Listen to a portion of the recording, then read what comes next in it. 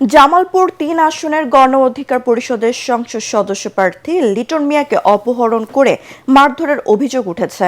আহত লিটন মিয়া জানান, রাতে ঢাকা থেকে জামালপুর ফিরে হোটেলে খাবার খেয়ে বিজয় চত্বরের দিকে যাচ্ছিলেন তিনি।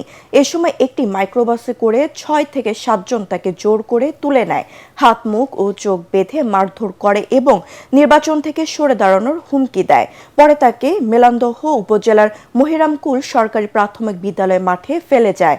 পুলিশ জানায়, খবর পেয়ে রাত 12:30টার দিকে তাকে উদ্ধার করে হাসপাতালে পাঠানো হয়েছে। বিষয়টি তদন্ত করে আইনগত ব্যবস্থা নেওয়া হবে বলেও জানায় পুলিশ। একটা হাইজেন থেকে 5-6 জন আমার তুলে ফেলছে। তোলার পরে আমাকে চোখ মুখ বেঁধে ফেলছে।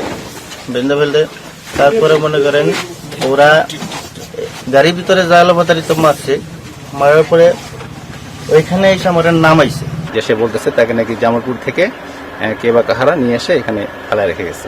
তা আমি বললাম যে তাহলে আপনি যে গাড়ি নিয়ে আসলেন, এই গাড়িটা কোথায়? উনি বলছে গাড়ি আমি ছাড়িয়ে দিয়েছি।